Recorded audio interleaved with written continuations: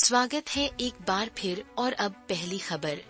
आपको इस पर यकीन नहीं होगा कि भारत की एशिया कप जीत में ये कैसा नया मोड़ आया है।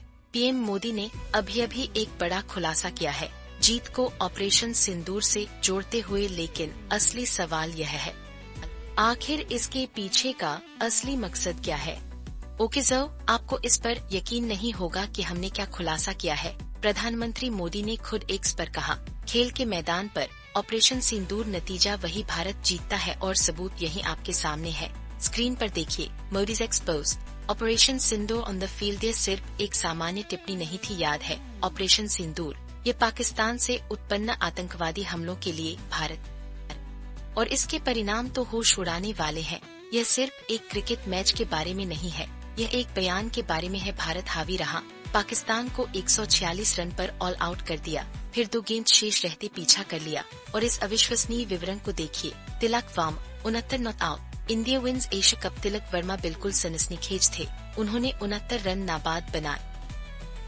लेकिन रुकिए, क्योंकि कहानी और भी उलझने वाली है। सुपर 4 मुकाबला याद है, हारिस रऊफ के भड़काऊ हाव भाव। खैर, जसप्रीत बुमराह ने फाइनल में कुछ काव्यात्मक न्याय परोस दिया। इस फ्रेम को देखिए, बमर्स पेबा the airplane crash gesture. Bumrah ने रऊफ को आउट करने के बाद वह प्रतिष्ठित विमान दुर्घटना का हाव भाव बनाया। ये एक सीधी अकाट्य प्रतिक्रिया थी।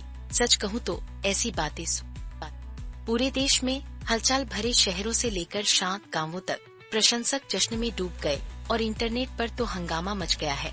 सेना के जवानों ने स्थानीय लोगों के साथ जश्न मनाया। राष्ट्रपति मुर्मू, जय शाह और विदेश मंत्री जयशंकर सभी ने अपनी बात रखी, भारत के प्रभुत्व और एक नया भारत के प्रदर्शन की प्रशंसा की। तो क्या यह सिर्फ एक क्रिकेट जीत से बढ़कर है? तो असली कहानी क्या है? आखिर इसके पीछे का असली मकसद क्या है? लेकिन अब गंभीर बातें बहुत हुई, चलिए इस अगली क्लिप से माहौल को थोड़ा हल्का करते हैं।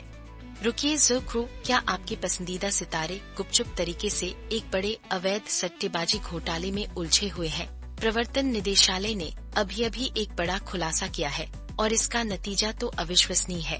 आपको इस पर यकीन नहीं होगा, लेकिन असली चौंकाने वाला मोड़ तो अब आया है।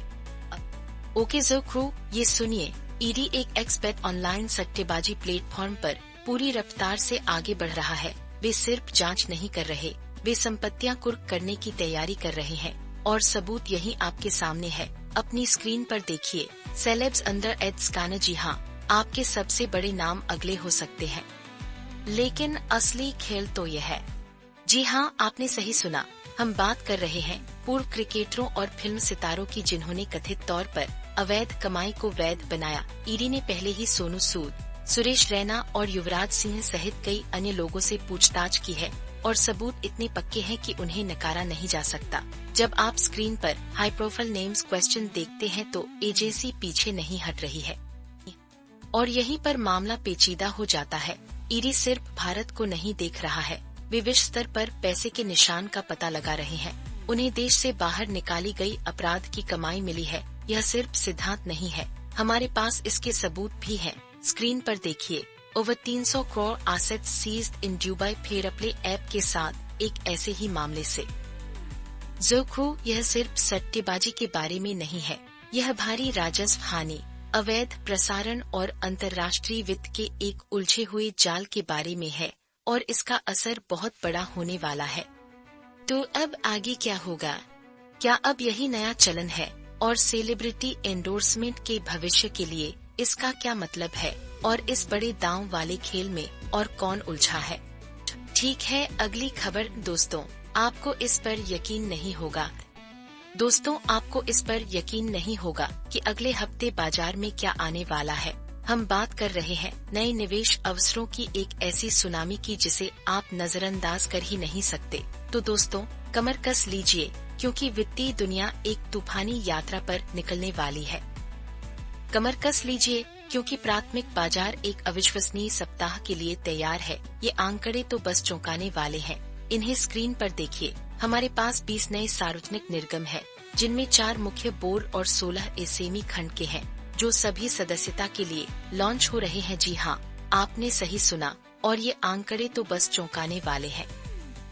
लेकिन रुकिए, अभी और भी बहुत कुछ है इस वित्तीय गाथा में। दोस्तों, हमारे पास 16 एसएमई सेगमेंट के आईपीओ की एक विशाल लहर आने वाली है, जिसमें ढिल्लो फ्रेट कैरियर और सनस्काई लॉजिस्टिक्स जैसी कंपनियां अगुवाई कर रही हैं और इसके परिणाम तो होश उड़ाने वाले हैं। दोस्तों, यह सिर्फ बूंद बूंद नहीं है, ये तो वित्तीय द्वार पूरी तरह से खुल रहे हैं। 29 सितंबर से 3 अक्टूबर तक ये लगातार कार्रवाई है। हम बात कर रहे हैं उन कंपनियों की जो पदार्पण कर रही हैं, अपनी कीमतें तय कर रही हैं और तेजी से बाजार में आ रही हैं। गति और भारी मात्रा अभूतपूर्व है, जो हर निवेशक से पैनी निगाहें मांग रही है। ऐसा तो आज तक कभी नहीं हुआ। बाजार सच। तो दोस्तों, बाजार नए अवसरों और नई लिस्टिंग के साथ धमाका कर रहा है। हर किसी के मन में यह सवाल है कि गतिविधि की इस अभूतपूर्व लहर के साथ क्या हम विस्फोटक वृद्धि के दौर की ओर देख रहे हैं या भारी अस्थिरता की संभावना है। इस बाजार सुनामी पर आपकी क्या राय है? तो आपके हिसाब से आगे क्या होगा?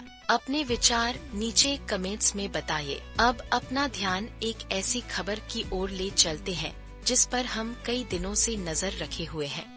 ओके ज़ो स्क्वाड, आपको इस पर यकीन नहीं होगा कि एशिया कप 2025 के फाइनल में अभी क्या धमाका हुआ है। भारत ने पाकिस्तान को बुरी तरह हराया, लेकिन असली चौंकाने वाला मोड़ तो अब आया है। मैच के बाद एक ट्रॉफी ठुकरा दी गई। सच कहूँ तो ऐसी बातें सोची भी नहीं जा सकती। दुबई में आखिर क्या हुआ? हाँ, आपने सही सुना ज़ो स्क्वाड। भारत ने अपने अजय अभियान के साथ अपना 9वां एशिया कप खिताब एक शानदार 5 विकेट की जीत से हासिल किया, लेकिन फिर यह हो गया। स्टेडियम को देखिए, भारतीय टीम जश्न मना रही है, लेकिन जैसा कि स्क्रीन पर दिख रहा है, नो ट्रॉफी प्रेजेंटेशन। वे सचमुच इसके बिना ही बाहर निकल गए। साइमन डूल ने तो भीड़ को यह भी बता दिया कि लेकिन सबसे मजेदार बात तो ये है, और ज़ो स्क्वाड इसके कारण तो बस हैरान कर देने वाले हैं। सूर्यकुमार यादव, टी20 कप्तान, ने एक बड़ा खुलासा किया। कहा कि उन्होंने कभी किसी चैंपियन टीम को ट्रॉफी से वंचित नहीं देखा। उन्होंने दावा किया कि असली ट्रॉफियां ड्रेसिंग रूम में है, अपने खिलाड़ियों के साथ, और ये वो बात है जो आपको कोई नहीं बता रहा है। हमारे रिपोर्टर प्रत्युष राज ने एक मैच के बाद नाटकीय, सच कहूँ तो ऐसी बातें सोची भी नहीं जा सकती। फिर बीसीसीआई ने अपनी बात रखी, एक शक्तिशाली संदेश देते हुए, जैसा कि आप स्क्रीन पर देखते हैं। यह है 3 blows 0 response, Asia Cup champions. Message delivered. उन्होंने टीम और कर्मचारियों के लिए 21 करोड़ रुपए के विशाल पुरस्कार की घोषणा की। तो तिलक वर्मा की वीरता से प्रेरित होकर भारतीय टीम ने कप जीता, लेकिन एक मौन विरोध चुना। सूर्यकुमार यादव तो अपनी मैच फीस भारतीय सेना को दान कर रहे हैं। क्या ये निष्पक्ष खेल के बारे में एक शक्तिशाली बयान था, या अवज्ञा का एक अभूतपूर्व कार्य जो अंतर्राष्ट्रीय क्रिकेट संबंधों को नया रूप दे सकता है? क्या यह एक समझदारी भरा कदम है या एक बहुत बड़ी गलती? आप इस स्थिति में क्या करते? फिलहाल के लिए इतना ही। आपसे फिर मुलाकात होगी कुछ और नई और दिलचस्प खबरों के साथ।